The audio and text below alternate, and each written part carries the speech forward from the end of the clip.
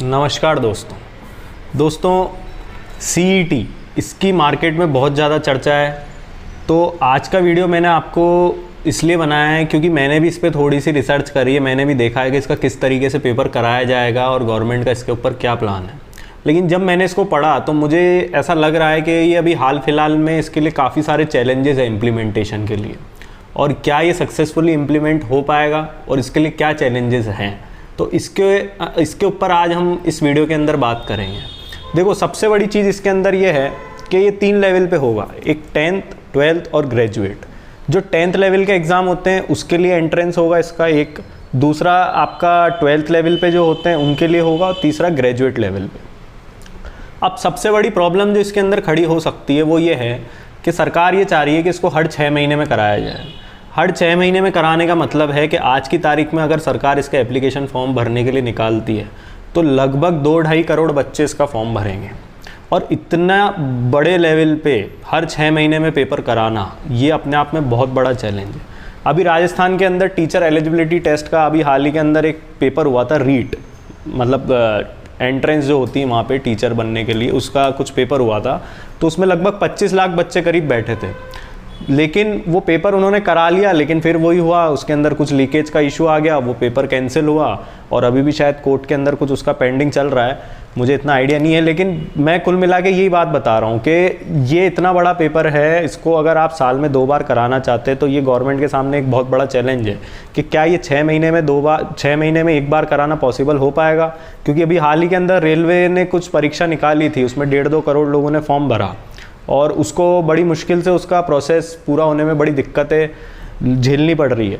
तो इस तरह की चीज़ें क्या प्रैक्टिकली पॉसिबल है, क्योंकि ये जो प्लान है ये दिखने में तो बड़ा अच्छा दिख रहा है, और अगर ये इम्प्लीमेंट हो गया पूरा सही तरीके से तो इससे काफ़ी ज़्यादा फ़ायदा होगा, बेरोज़गारी भी काफ़ी कम होगी। लेकिन ये तो एक चैलेंज हो गया कि इसको साल में 2 बार कैसे कराया जाएगा, क्योंकि इतने करोड़ों बच्चे इसका फॉर्म भरेंगे। दूसरा जो इसका चैलेंज है वो ये है कि गवर्नमेंट ये चाह रही है कि 12 भाषाओं के अंदर इसका एग्ज़ाम कराया जाए।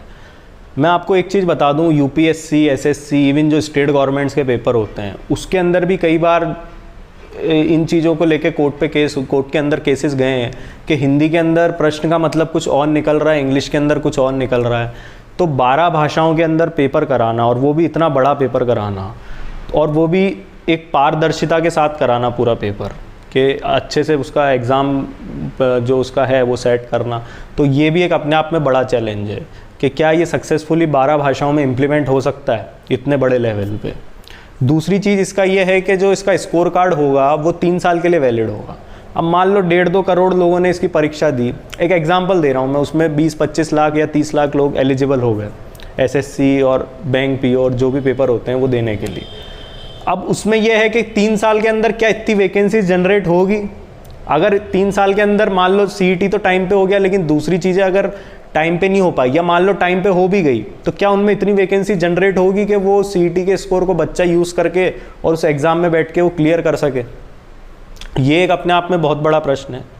इसके अलावा एक और चीज़ इसके अंदर है, वो है नॉर्मलाइजेशन की, कि भाई नॉर्मलाइजेशन को लेके पहले भी काफ़ी सारी चीज़ें उठी है, क्योंकि 2-2.5 करोड़ बच्चों का पेपर होगा तो वो अलग अलग आपका उसके अंदर समय रहेगा, लगभग 1 महीने तक वो पेपर चलेंगे।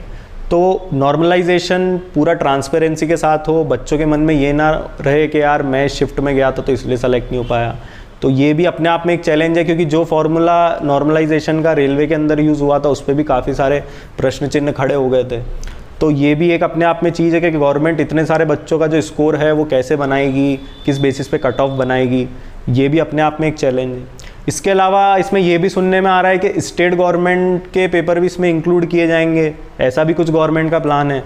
तो ये भी एक चैलेंज है, क्योंकि स्टेट गवर्नमेंट, मेरा हमेशा से मानना है, कई बार स्टूडेंट मुझसे पूछते हैं कि स्टेट गवर्नमेंट में ढंग से पेपर नहीं हो पाते हैं, 3-3, 4-4 साल लग जाते हैं पेपर का रिज़ल्ट आने में, उसको फिर वापस कराया जाता है, कई बार वो कैंसिल हो जाता है।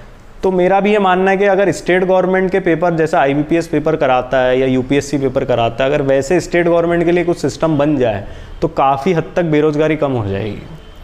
तो क्या स्टेट गवर्नमेंट को इसमें इंक्लूड किया जाएगा, और अगर इंक्लूड किया जाएगा तो उसका क्राइटेरिया क्या रहेगा, क्या वही सेंट्रल गवर्नमेंट वाला रहेगा, और उसको कितना सक्सेसफुली इम्प्लीमेंट कर पाएंगे, क्योंकि हर स्टेट का अलग जीके होता है, उनका अलग तरह का लेवल होता है।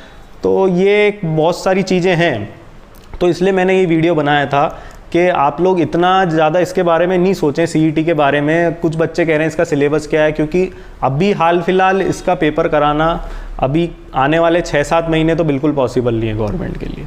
भले ही हमारे मिनिस्टर ने इसके ऊपर बयान दिया है कि वो कोशिश करेंगे कि साल के एंड तक कराएं, अगर कराते हैं तो बड़ी अच्छी बात है।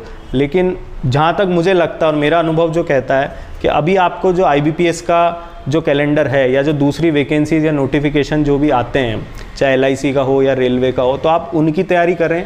ये सोच के आप चुप ना बैठें कि यार नहीं अभी तो अब CET के थ्रू ही होगा और हमें इसकी तैयारी नहीं करनी चाहिए।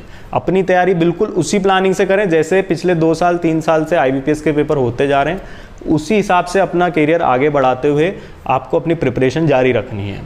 तो दोस्तों कैसा लगा आपको हमारा ये वीडियो? अगर इस तरह के और वीडियो चाहते हैं तो नीचे कमेंट बॉक्स में टाइप करें और हमारी चैनल को लाइक शेयर सब्सक्राइब करें। आप लोग का बहुत बहुत धन्यवाद।